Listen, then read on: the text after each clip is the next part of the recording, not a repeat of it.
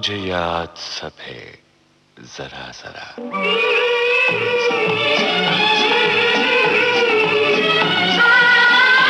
मुझे याद सब है जरा जरा। मुझे याद सब है जरा जरा। वो लम्हा लम्हा साथ है। मुझे याद सब है जरा जरा।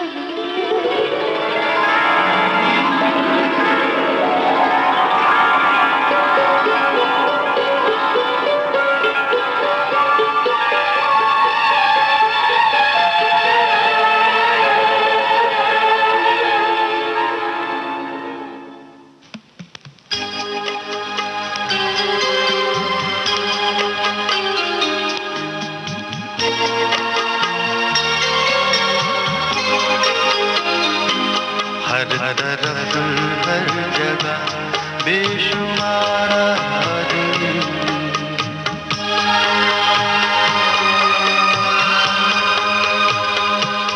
हर तरफ हर जगह बेशुमार आदमी, फिर भी तन्हाइयों का शिकार आदमी। हर तरफ हर जगह बेशुमार आदमी। दोस्तों, गर्मियों की इस तपती दोपहर में ये गजल ऐसा लगता है जैसे उदासी की कोई लहर बहुत दूर से चली हो और बहुत देर तक हमें भिगोती रही हो। आपने कभी सोचा कि इस तरह के अशार लिखने वाले शायर के दिल पर क्या बीती होगी? दुनिया की संगीन हकीकतों के खंजर से किस कदर छलनी हुआ होगा उस आदमी का कलेजा। कहते हैं, हम पर दुख का पर्वत टूटा तो हमने दो चार कहे, उस पे भला क्या बीती होगी जिसने शेर हजार कहे। रोज जीता हुआ रोज मरता हुआ।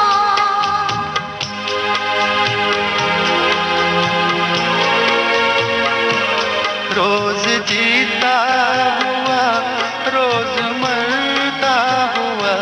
हर नई दिन नया इंतजार आदमी। हर नई दिन नया इंतजार आदमी। फिर भी तन्हाइयों का शिकार आदमी। हर तरफ हर जगह बेशुमार आदमी।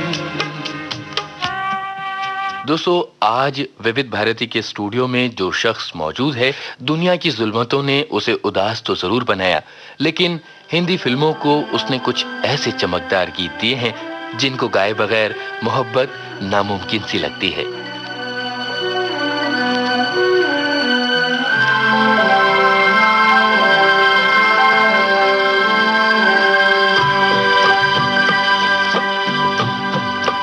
तू इस तरह से मेरी जिंदगी में शामिल है। तू इस तरह से मेरी जिंदगी में शामिल है। जहाँ भी जाऊँ ये लगता है तेरी महफिल है। तू इस तरह से मेरी जिंदगी में शामिल है। जिंदगी के सफ़े पलटकर अपनी भूली बिसरी यादों को हमारे साथ जरा जरा बांट रहे हैं शायर और गीतकार निदा फाजली। इनसे मुखातिब हैं अहमद वसी। निदा साहब, इस वक्त मुझे रघुपति साहब फराग गोरखपुरी का एक शेर याद आ रहा है कि दिल को तेरी तलाश है वादिये कायनात में। तुझको कहाँ वो दे सदा, तुझको कहाँ सदा न दे। और वादिये कायनात की तरह फैला हुआ है हमारे इस प्रोग्राम का दामन, और मैं इस पसोपेश में हूँ, इस उलझन में हूँ कि आपको कहाँ से आवाज़ दूँ, क्योंकि इस प्रोग्राम की वसत का तकाजा ये है कि आप खुद अपने बारे में बताएं, अपने बचपन के बारे में, अपनी यादों के बारे में, अपने अहबाब के बारे में और अपनी उन छुट्टियों के बारे में जो कॉलेज और स्कूलों में होती हैं, या ख़ासकर गर्मी के दिनों में आप अपने दिन और रात, शब और रोज़ कैसे गुजारते थे। सारे सवालों का जवाब एक शेर। अब जहाँ भी हैं वहीं तक लिखो रूदादे सफ़र। अब जहाँ भी हैं वहीं तक लिखो रूदादे सफ़र। हम तो निकले थे कहीं और ही जाने के लिए। ज़िंदगी कुछ ऐसे उतार चढ़ाव से गुजरी है कि W.H. डेविस का जो एक शेर है कि we don't have time to stay and stare, what is this life if full of care.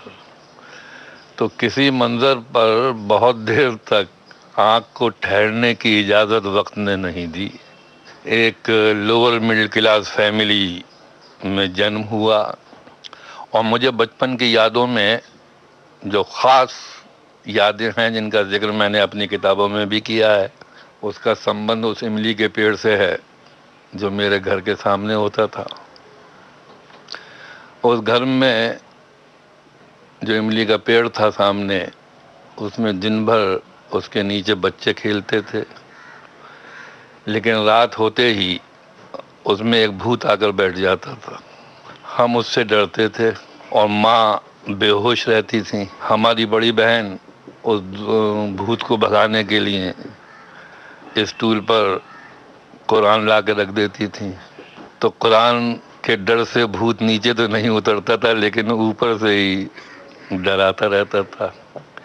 ये भूत उस वक़्त तक डराता रहता था जब तक कि मेरे फादर लेट नाइट्स में लौट नहीं आते थे। मुझे लगता है कि बचपन के जहन में जो कच्ची मिट्टी की तरह से होता है, जो इम्प्रेशंस उस पर जम जाते हैं, वो आखिर उम्र तक नहीं हटते। तो मेरे अंदर जो दहशत पैदा हो गई थी, तो उसकी दो रिएक्शंस हुए। एक तो ये हुआ कि मेरे जहन में अपने बाप के ताल्लुक़ से थोड़ी सी दूरी पैदा हो गई और माँ से ज़रूरत से ज़्यादा लगाव हो गया, लेकिन उसका इजहार मैं नहीं करता था। और यही वजह है कि when in the year 64-65 my family decided to migrate to Pakistan, I did not go with them. कभी किसी को मुकम्मल जहां नहीं मिलता, कभी किसी को मुकम्मल जहां नहीं मिलता। कहीं ज़मीन तो कहीं आसमान नहीं मिलता। कभी किसी को मुकम्मल जहां नहीं मिलता।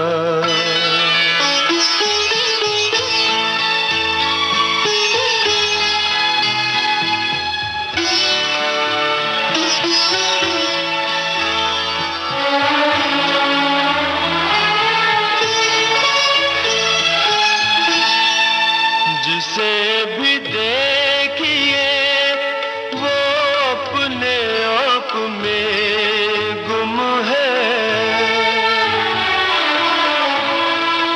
जिसे भी देखिए वो अपने आप में गुम है। जुबान मिली है मगर हम जुबान नहीं मिलता। जुबान मिली है मगर हम जुबान नहीं मिलता। कभी किसी को मुकम्मल जहां नहीं मिलता।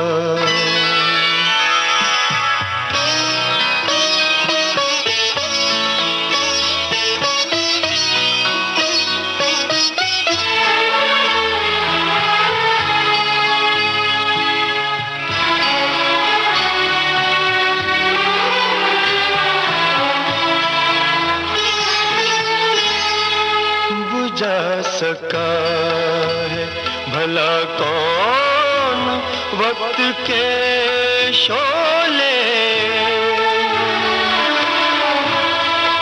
बुझा सका है भला कौन वक्त के शोले ये ऐसी आग है जिसमें धुआं नहीं मिलता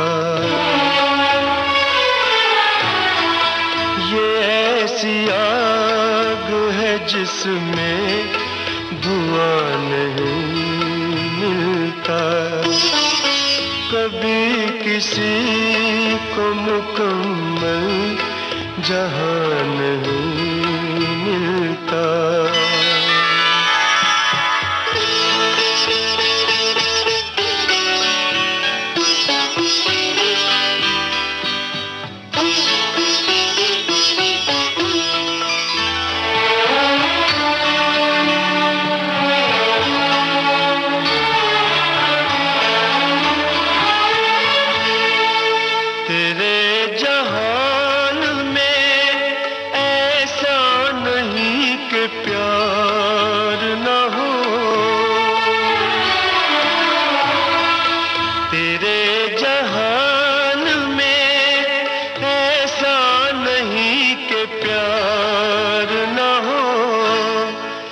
जहाँ उम्मीद हो इसकी वहाँ नहीं मिलता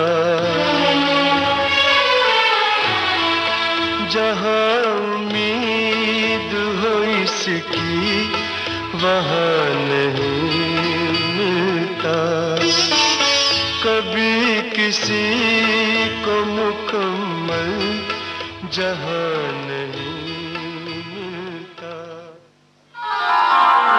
विविध भारती से इस समय आप सुन रहे हैं मुझे याद सब है जरा जरा। और आज हमारे बीच हैं मशहूर शायर और गीतकार निदा फाजली।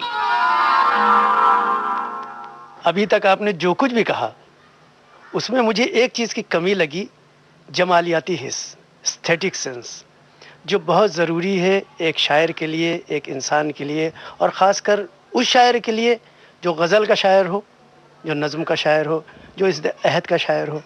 तो मैं समझता हूँ कि एक आम आदमी किसी के मरमरी, मखमली, रंगीन, रेशमी आंचल की सरसराहट महसूस करता है। और मैं ये जानना चाहूँगा कि इसके बारे में आप क्या अपनी राय पेश करेंगे। मैं जिस युग में आया, जन्म लिया, वो युग पिछले युगों से अलग था। हालांकि मुझसे पहले गालिब का एक मशहूर शेर है कि बुलबुल के कारोबार पे है खंदा हाय गुल, कहते हैं जिसको इश्क खलल है दिमाग का। मैं जिस ज़माने में आया उनमें लड़कियां काफ़ी चतुर हो चुकी थी। वो आपके चेहरा देखने के बाद आपके चेहरे पर लिखे हुए बैंक बैलेंस को भी देखना चाहती थी। बहुत से चेहरे अच्छे लगे, लेकिन मैं जो फासला तय कर रहा था वो एक रोटी से दूसरी रोटी का था। नज़ीर अकबर आबादी ने कहा था कि हमको तो चांद में नज़र आती हैं रोटियां। तो मेरी जो अफेयर्स रहे वो एक तरफा रहे। मैंने चाहा, मुझे नहीं चाहा गया। मैंने इंतज़ार किया, किसी ने मेरा इंतज़ार नहीं किया। मैं उन्हें कसूरवार भी नहीं ठहराता, क्योंकि पढ़ी लिखी बाहोश हर लड़की को चेहरे के साथ बैंक बैलेंस और जेब के पैसे भी देखना चाहिए। मैं उसे बेवफाई नहीं कहता, क्योंकि वक्त के साथ हर चीज़ बदलती है। इश्क के तरीके भी बदलते हैं, आदाब भी बदलते हैं। ये कहानियों में अच्छा लगता है कि साहब वो घर छोड़ के चली आई या वो उससे मिल लिए। पढ़ी लिखी लड़की जो है वो हर रिश्ते में अपने भविष्य या अपने फ्यूचर की झलक भी देखना चाहती थी। और उस वक़्त मेरे पास ना फ्यूचर था ना वक्त था। मेरी तलाश रोटी की थी, दिल को तलाश मोहब्बत की थी। दोनों आपस में एक दूसरे से टकरा रहे थे और वक्त निकले जा रहे थे। तो कॉलेज में मुझे याद है एक लड़की थी मिस टंडन, मैं एमए कर रहा था अंग्रेजी में, तो वो 45 के एंगल में बैठती थी जहाँ मैं बैठता था। फिर रास्ते में जब बाहर कॉलम मतलब क्लासरूम के बाहर गार्डन था, उस गार्डन में जब वो आती है तो गार्डन मुकम्मल हो जाता है। वो जिधर से गुजरती थी मालूम पड़ता था खुद संवरती थी, बल्कि पूरे माहौल को संवार देती थी। मैंने उस जमाने में एक नज्म भी कही थी, वो फूल फूल नजर सांवली सी एक लड़की जो रोज मेरी गली से गुजर के जाती है, सुना है वो किसी लड़के से प्यार करती है, सुना है वो किसी लड़के से प्यार करती है, बाहर हो के तलाशे बाहर करती है। न कोई मेल न कोई लगाव है, लेकिन न जाने क्यों बस उसी वक्त जब वो आती है कुछ इंतजार की आदत सी हो गई है मुझे। एक अजनबी की जरूरत सी हो गई है मुझे। मेरे वरांडे के आगे ये फूस का छप्पर, गली के मोड़ पे उखड़ा हुआ सा एक पत्थर, ये एक झुकती हुई बदनुमा सी नीम की शाख और उस पे जंगली कबूतर के घोंसले का निशान, ये सारी चीजें कि जैसे मुझी में शामिल हैं, मेरे दुखों में, मेरी हर खुशी में शामिल हैं। मैं चाहता हूँ कि वो भी यूं ही गुजरती रहे, अदाओ नाज से लड़के को प्यार करती रहे। तो वो जो मिस टंडन थी, उसे देखकर सुबह भी अच्छी लगती थी, उसकी खामोशी से दिन भी जागता था, बेमतलब उसका इंतजार करते थे। एक दिन आया कॉलेज में मैं, तो अचानक बोर्ड पर लिखा हुआ था कि मिस टंडन इज नो मोर। वो कॉलेज आते वक्त किसी ट्रक के बीच में आ गई और वो चली गई। इस हादसे से मेरे अंदर एक डिस्टरबेंस तो हुआ और मैं चाहता था कि इस दर्द को, जिसका कोई नाम नहीं है, जिसका कोई रिश्ता नहीं है, जिसका कोई लेना देना नहीं है, उसकी अभिव्यक्ति करूं, उसको को मैं इजहार के दायरे में लाऊं। तो मालूम पड़ा कि मुझे जो शब्द विरसे में मिले थे, जिनके शेरों को सुना सुनाकर मैं अपने कॉलेज के स्टूडेंट से चाय पीता था, उनमें से कोई ऐसा शेर नहीं था जो इस दर्द को बयान कर सके। इस दर्द को बयान करने के लिए मुझे एक नई भाषा की जरूरत थी। उस भाषा को मैंने तलाश किया मीराबाई की यहाँ, कि बाहर घाव कछु नहीं दी से रोम रोम दी पीर, विपत पड़े कोई निकट ना आवे सुख में सबको सीर, मीरा के प्रभु गिरधर नागर सदके करूं शरीर। उस दिन मुझे मालूम पड़ा कि दुख और गम के चेहरे भले अलग अलग हों, उनका दर्द और टीस एक जैसा होता है। और एक्चुअली मैंने जो भाषा अपनी कविता के लिए, अपनी शायरी के लिए गढ़ी या तलाश की या मुझे मिली, वो एक ऐसी लामज़हब भाषा है जो सड़कों पे लड़ती झगड़ती है, आंगनों में बनती बिगड़ती है, जो ना सर पर चोटी लगाती है न चेहरे पर दाढ़ी बढ़ाती है।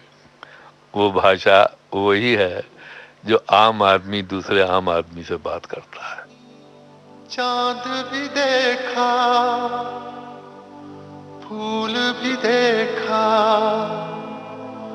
बादल बिजली तितली जुगनू, कोई नहीं है ऐसा तेरा हुस्न है जैसा, तेरा हुस्न है जैसा। मेरी निगाह ने ये कैसा ख्वाब देखा है, ज़मीं पे चलता हुआ माहताब देखा है।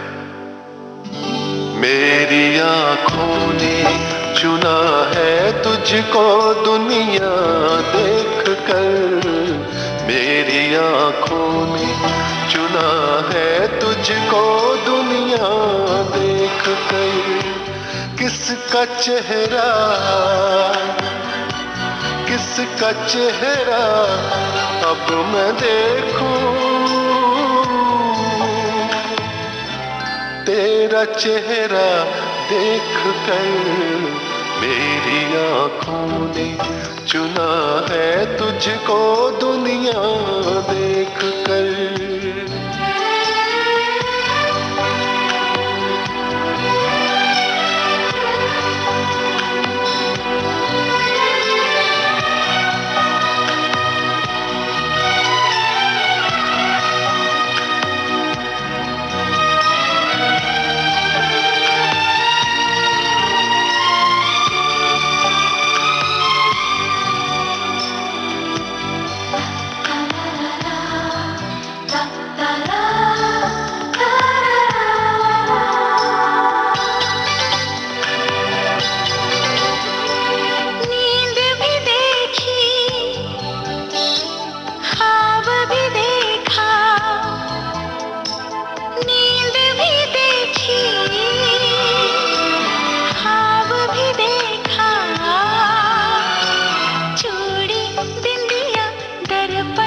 खुशबू कोई नहीं है ऐसा, तेरा प्यार है जैसा, हाँ तेरा प्यार है जैसा। मेरी आँखों ने चुना है तुझको दुनिया देख कर, मेरी आँखों ने चुना है तुझको दुनिया देख कर। किसका चेहरा, किसका चेहरा अब मैं देखूं, तेरा चेहरा देख कर मेरी आँखों ने चुना है तुझको दुनिया देख कर।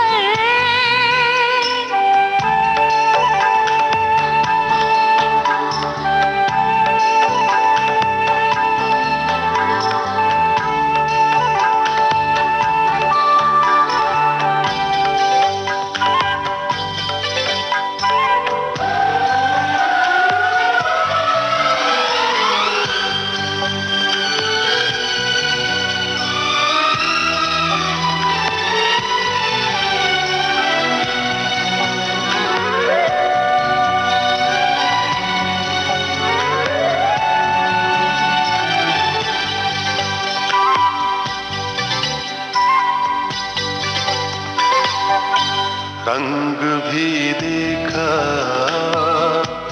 रूप भी देखा, रंग भी देखा, रूप भी देखा। रास्ता मंजिल साहिल महफिल कोई नहीं है ऐसा, तेरा साथ है जैसा, हो तेरा साथ है जैसा। मेरी आँखों ने चुना है तुझको दुनिया देख कर, मेरी आँखों ने चुना है तुझको दुनिया देख कर। किसका चेहरा, किसका चेहरा अब मैं देखूं,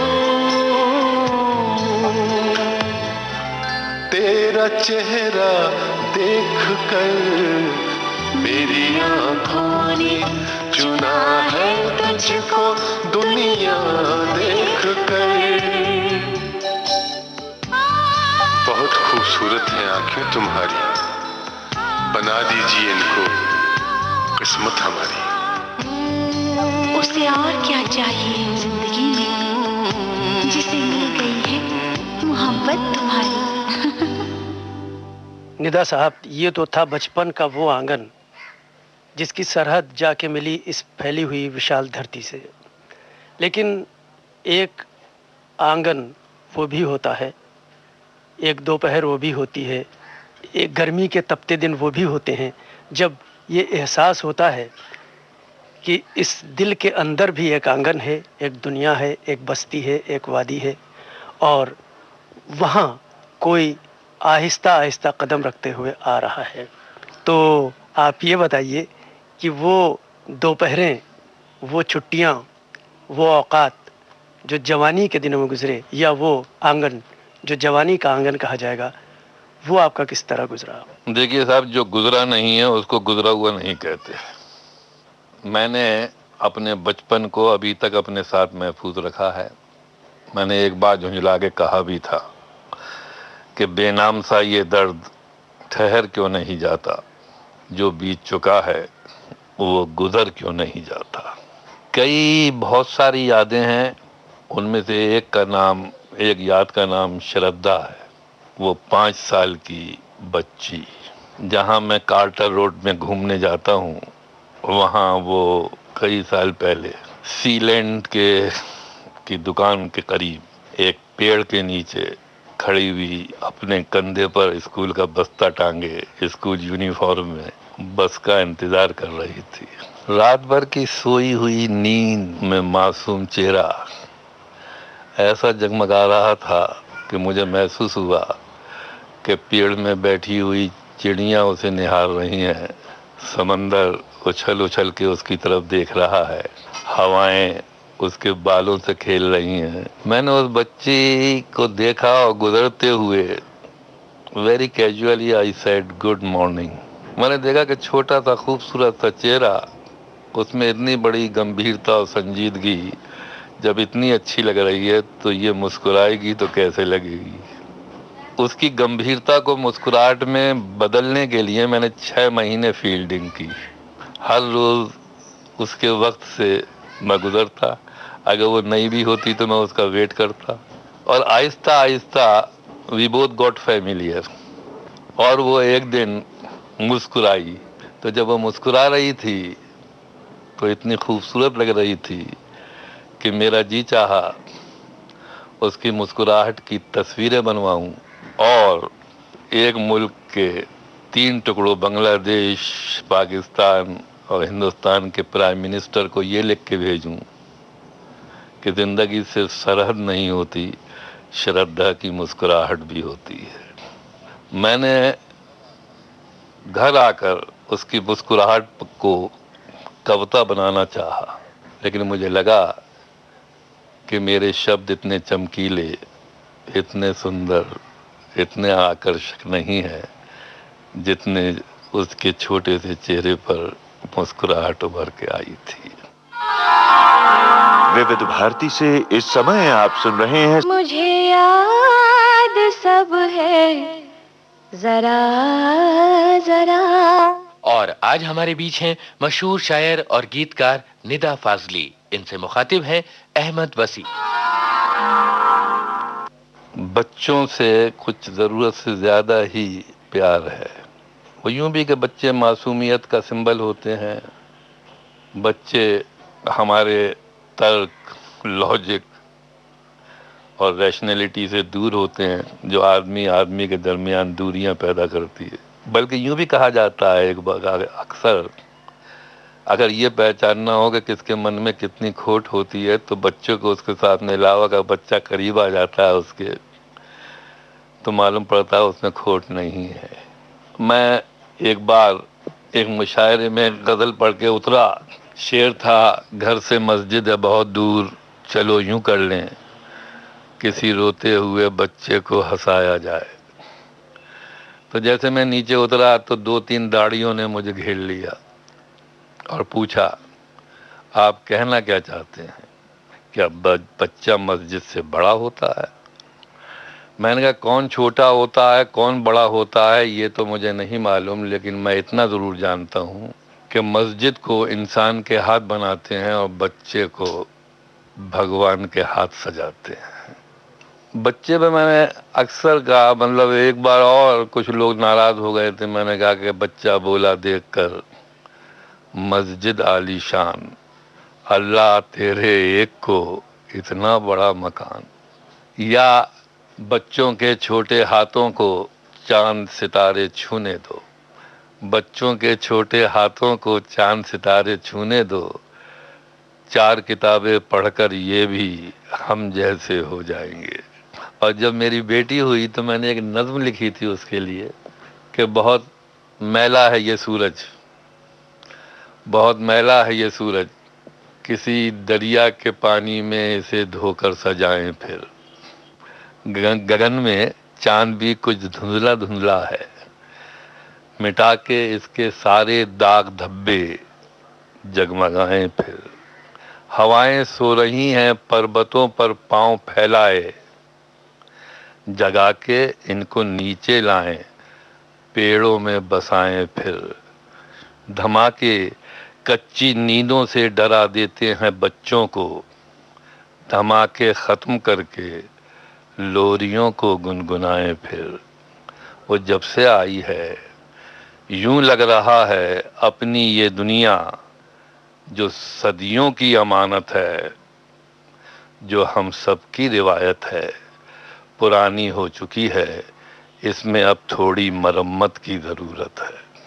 तो मैं चाहता हूँ दुनिया बच्चों की तरह मुस्कुराए, बहनों की तरह खिलखिलाए, माँओं की तरह लोरियां सुनाए। ऐ लाल मेरे मजबूर हूँ मैं, तू पास है तुझसे दूर हूँ मैं, ऐ लाल मेरे।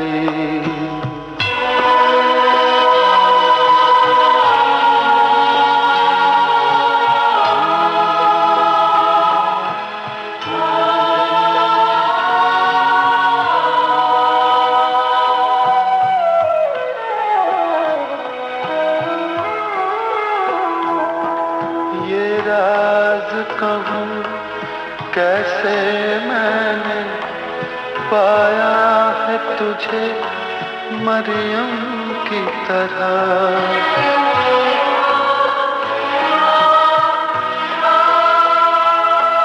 ये राज कहूँ कैसे मैंने पाया है तुझे मरियम की तरह, तू फूल बना और प्यासा रहा,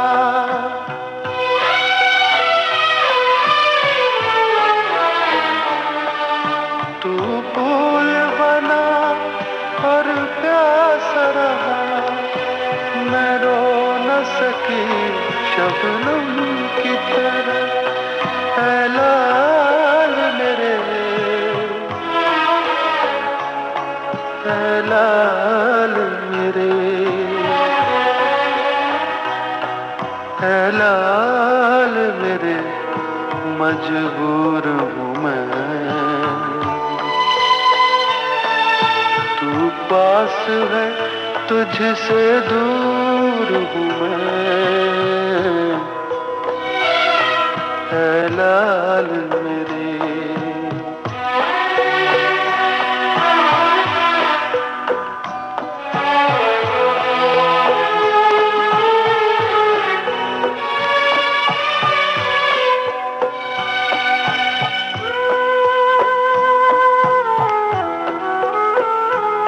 जब खून का रिश्ता है तुझसे, एक दिन तू मुझे पहचानेगा, जो दर्द न जाना दुनिया ने,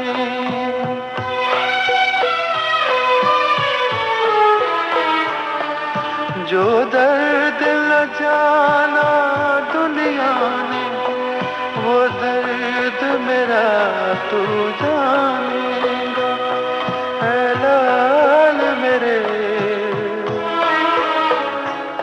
ऐ लाल मेरे, ऐ लाल मेरे मजबूर हूँ मैं, तू पास है तुझसे दूर हूँ मैं, ऐ लाल मेरे, ऐ लाल मेरे।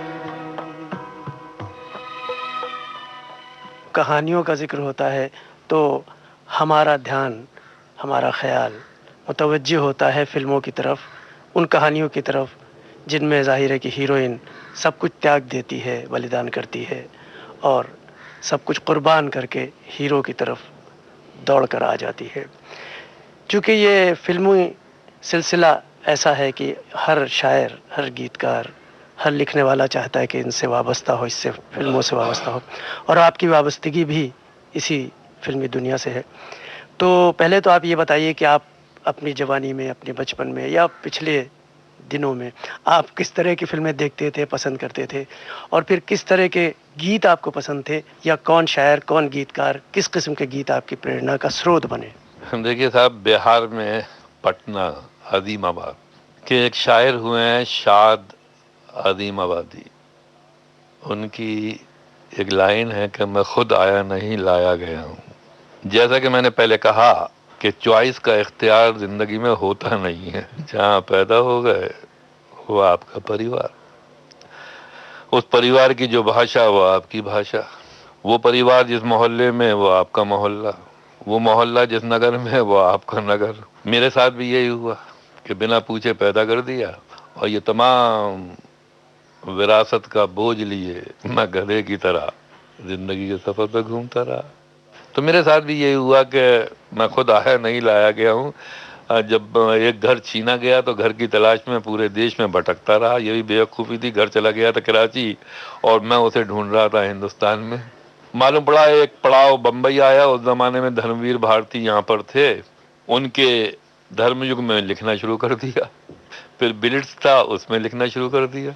मालूम पड़ा कि एक दिन बेघर के एक शख्स जिसका नाम निदा फाजली था, उसके लिए मैसेज रखी होती थी हर जगह जहां वो काम कर रहा था। थोड़ा थोड़ा कहीं धर्मयुग में मैसेज पड़ी हुई है, कहीं बिलिट्स में पड़ी हुई है, कहीं किसी रेडियो स्टेशन पे पड़ी हुई है। और वो मैसेज ये थी कि मैं आपसे मिलना चाहता हूँ, आप मुझसे मिलिए, आपसे कुछ काम लेना है, कमाल अमरोवी। मैंने सोचा कि मेरा कमाल अमरोवी से क्या काम हो सकता है।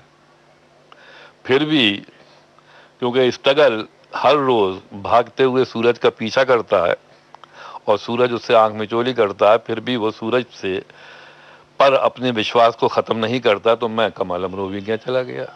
कमाल साहब मिले 2 बजे के करीब और वो स्टाइलिश आदमी थे कमाल साहब। एक लफ्ज़ भी अंग्रेजी का बोलते नहीं थे और वो भाषा बोलते थे जो आज से 50 साल पहले अमरोहा में बोली जाती थी। मैं बम्बई आकर उस भाषा को भूल गया था। मैंने कहा कमाल साहब आदाब अर्ज़, मेरा नाम निदा फाजली है, तशरीफ़ रखिए। मैंने आपको इसलिए याद फरमाया, उनका स्टाइल है, मैंने आपको इसलिए याद फरमाया कि मुझे एक मुकम्मल शायर की ज़रूरत है। मैंने कहा मैं हाजिर हूँ और ये है इज़्ज़त अफजाई के लिए शुक्रिया कि आप मुझे मुकम्मल शायर समझ रहे हैं कि जी मुझे आपसे कुछ नगमात तहरीर करवाने हैं। मैंने कहा मैं हाजिर हूँ साहब, आप मुझे बताइए कि क्या गाना है, कैसा लिखना है। लेकिन इससे पहले कि आप गाना लिखें, मैं एक बात जाहिर कर देना चाहता हूँ कि इल्मी शायरी अलग होती है, फिल्मी शायरी अलग। और फिल्मी शायरी लिखने के लिए आपको मेरे मिजाज की शिनाख्त बहुत ज़रूरी है। जानिसार अख्तर मेरे मिजाज को पहचान गए थे, अल्लाह को प्यारे हो गए। मैंने कहा मैं ये शर्त तो पूरी नहीं करने वाला, कोशिश करूँगा कि आपकी सिचुएशन पर कुछ लिखूँ। तो वो अपनी सिचुएशन जो मुझे सुनाई उन्होंने, तो वो ज़ुबान में सुनाई कि मैं भी थोड़ी देर के लिए हिल गया। कह हमारी दास्तान उस मुकाम पर आ गई जहाँ मलका आलिया रज़िया सुल्तान यानी हेमा मालिनी सियाह लिबास में मलबूस खरामा खरामा चली आ रही हैं, जिसे देखकर हमारा आला अक्कासी खैर मकदम के लिए आगे बढ़ा। मैं थोड़ी देर के लिए हिल गया। उनके असिस्टेंट ने बाद में कहा इसका मतलब ये है कि हेमा मालिनी सफ़ेद घोड़े पर काले लिबास पहने हुए आ रही हैं और आला अक्कासी यानी कैमरा उनकी तरफ मूव हो रहा है। तो मैंने last 2 songs I wrote for that film.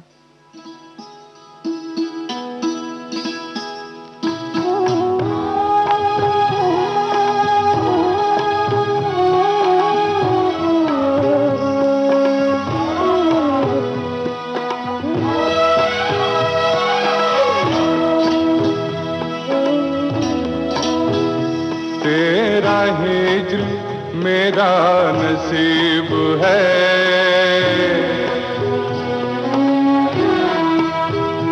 तेरा हिज्र मेरा नसीब है, तेरा गम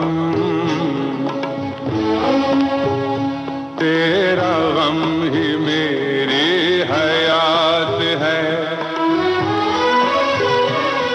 मुझे तेरी दूरी का गम हो क्यों,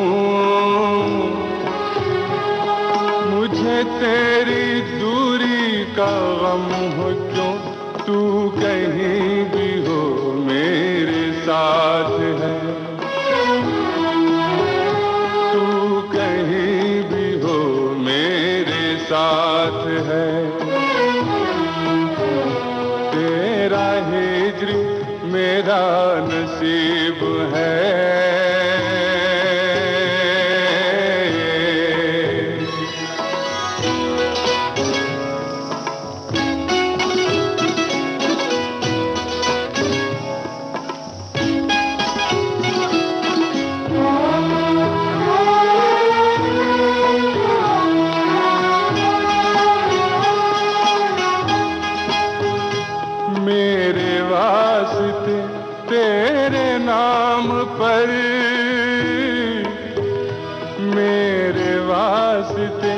तेरे नाम पर कोई हर्फ आए नहीं नहीं,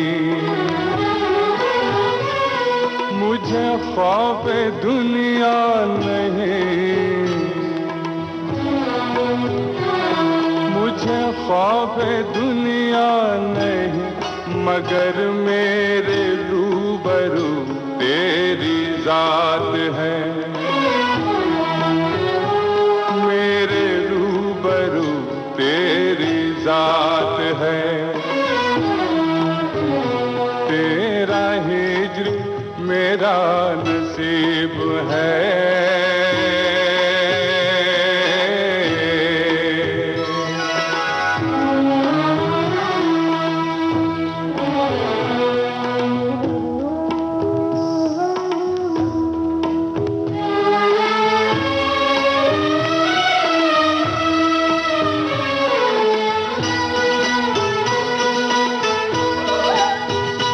तेरा वस्ल ऐ मेरी दिलरुबा,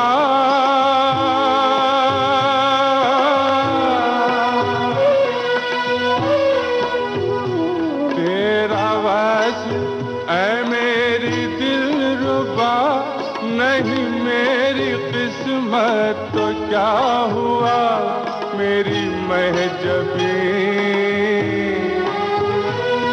मेरी महजबी,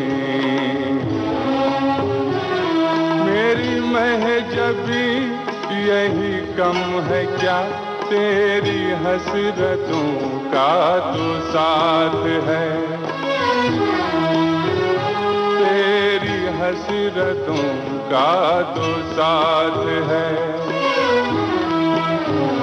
तेरा हिज्र मेरा नसीब है।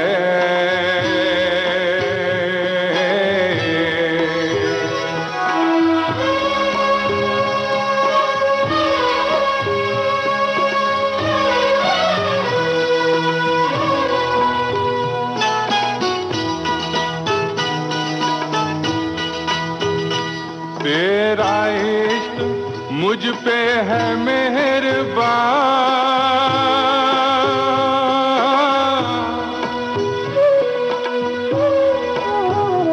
तेरा इश्क मुझ पे है मेहरबान, मेरे दिल को हासिल है दो जहां, मेरी जान जान, मेरी जान जान।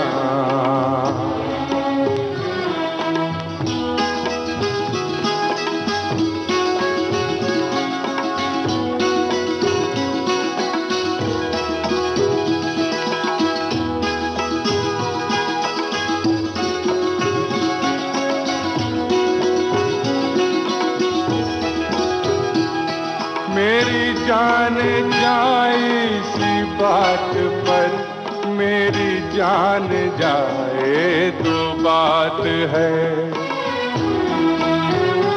मेरी जान जाए तो बात है। तेरा हिज्र मेरा नसीब है।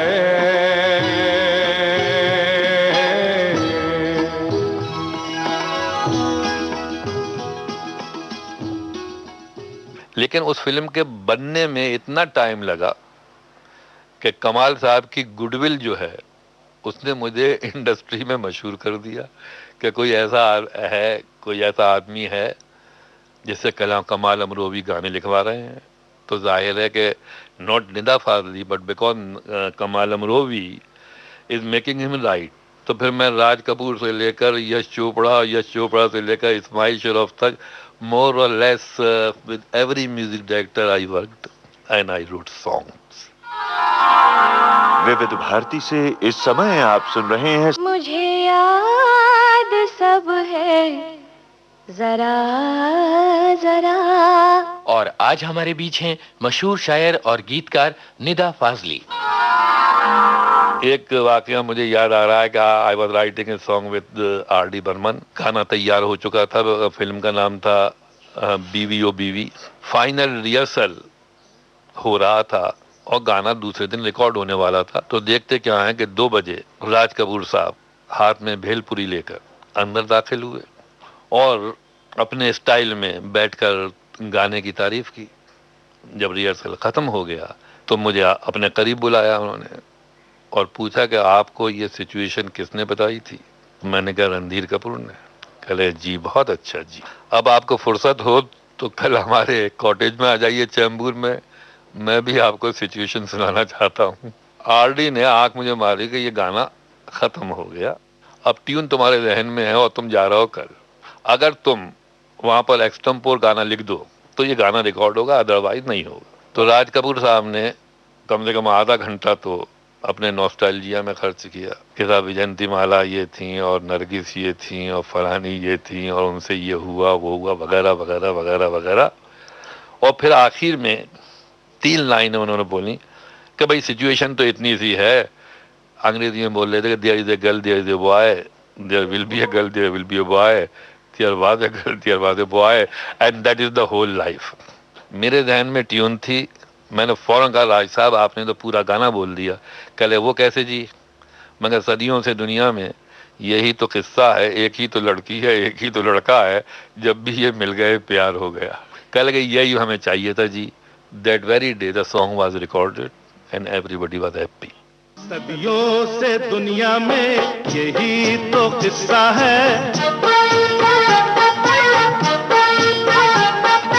सदियों से दुनिया में यही तो किस्सा है, एक ही तो लड़की है एक ही तो लड़का है, जब भी ये मिल गए प्यार हो गया। सदियों से दुनिया में यही तो किस्सा है, एक ही तो लड़की है एक ही तो लड़का है, जब भी ये मिल गए प्यार हो गया।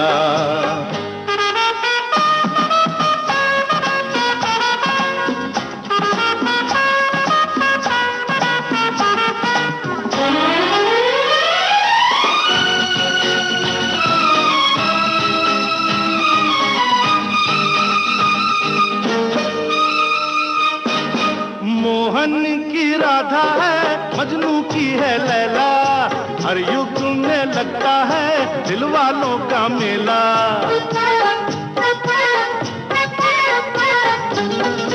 मोहन की राधा है मजनू की है लैला, हर युग में लगता है दिल वालों का मेला। एक से 2 हुए प्यार हो गया, अरे सदियों से दुनिया में यही तो किस्सा है, एक ही तो लड़की है एक ही तो लड़का है, जब भी ये मिल गए प्यार हो गया।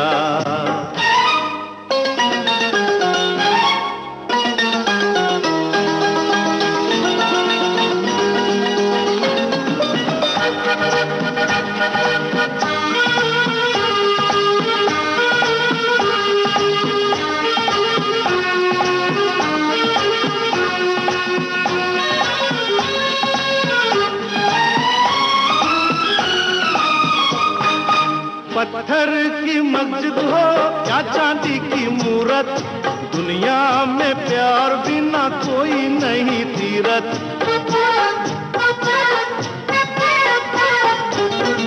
पत्थर की मस्जिद हो या चांदी की मूरत, दुनिया में प्यार बिना कोई नहीं तीरथ। दिल से दिल जब मिले प्यार हो गया, सदियों से दुनिया में यही तो किस्सा है, एक ही तो लड़की है एक ही तो लड़का है, जब भी ये मिल गए प्यार हो गया।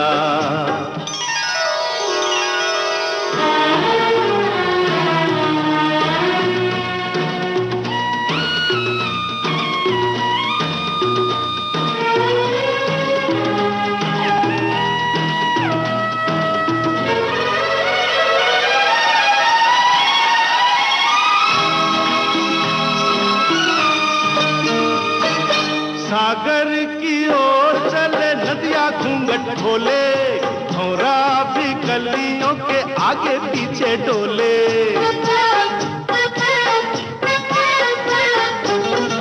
सागर की ओर चले नदियां कलियों के आगे पीछे डोले, फासले हम हुए प्यार हो गया। अरे सदियों से दुनिया में यही तो किस्सा है, एक ही तो लड़की है, एक ही तो लड़का है, जब भी ये मिल गए प्यार हो गया।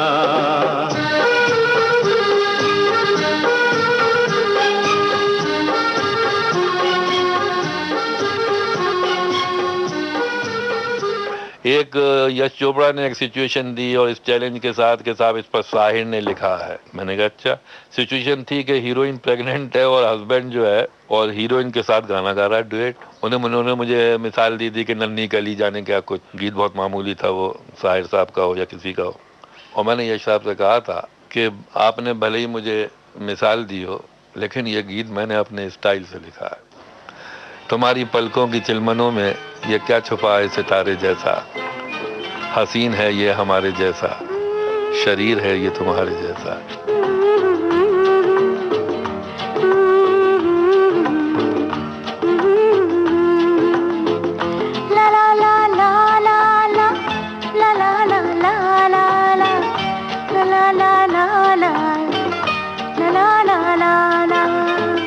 तुम्हारी पलकों की चिलमनों में ये क्या छुपा है सितारे जैसा, हसीन है ये हमारे जैसा, शरीर है ये तुम्हारे जैसा, तुम्हारे ख्वाबों के आईने में ये क्या छुपा है हमारे जैसा।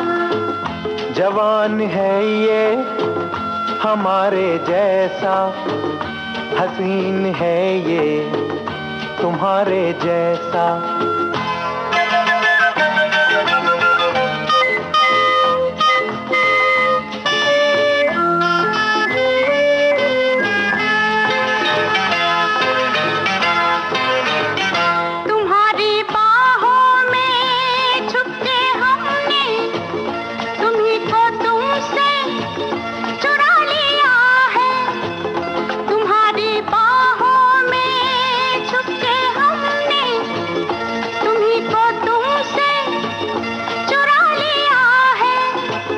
चुराने वाले के हाथ हमने जो खो दिया था वो पा लिया है। तुम्हारे होठों की खामोशी में ये क्या छुपा है इशारे जैसा, तुम्हारे होठों की खामोशी में ये क्या छुपा है इशारे जैसा। हसीन है ये हमारे जैसा, शरीर है ये तुम्हारे जैसा। तो ये इश्क जो है ये हमारे समाज की ज़रूरत भी है, हमारे फिल्मी गीतों की ज़रूरत भी है। ये इश्क रहेगा तो संसार रहेगा, संसार रहेगा तो घर आंगन रहेगा, घर आंगन रहेगा तो बच्चों की मुस्कुराहट रहेगी, बच्चों की मुस्कुराहट रहेगी तो लोरियों की जगमगाहट रहेगी, लोरियों की जगमगाहट रहेगी तो जवानियों की लड़खड़ाहट रहेगी। निदा साहब, बात जहाँ से शुरू हुई थी वहीं पर आकर ख़त्म हुई, लेकिन बहुत खूबसूरत मोड़ पर। और ये बात साबित हो गई है कि सियासत से बुलंद है इश्क और हुस्न, जिसकी हिफाजत नहायत ज़रूरी है, क्योंकि इसकी हिफाजत, इश्क और हुस्न दोनों की हिफाजत है तो हमारे शब रोज़ और हमारी दोपहरें सब सलामत रहेंगी। मैं आपका शुक्रिया अदा करता हूँ और विविध भारती की तरफ से आपका बहुत बहुत धन्यवाद। हम लबों से कह न पाए उनसे हाले दिल कभी, ला ला ला ला,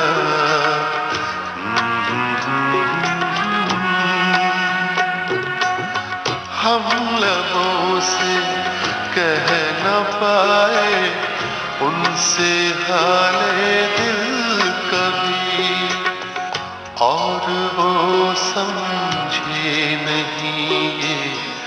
खामोशी क्या चीज है और वो समझी नहीं ये खामोशी क्या चीज है।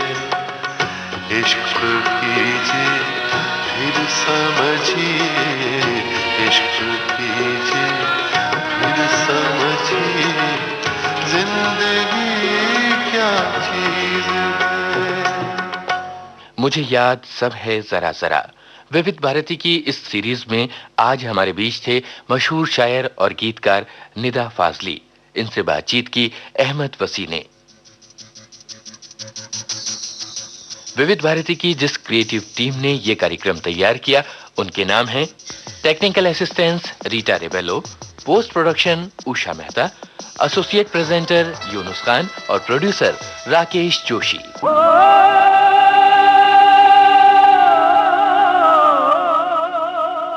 मुझे याद सब है जरा जरा।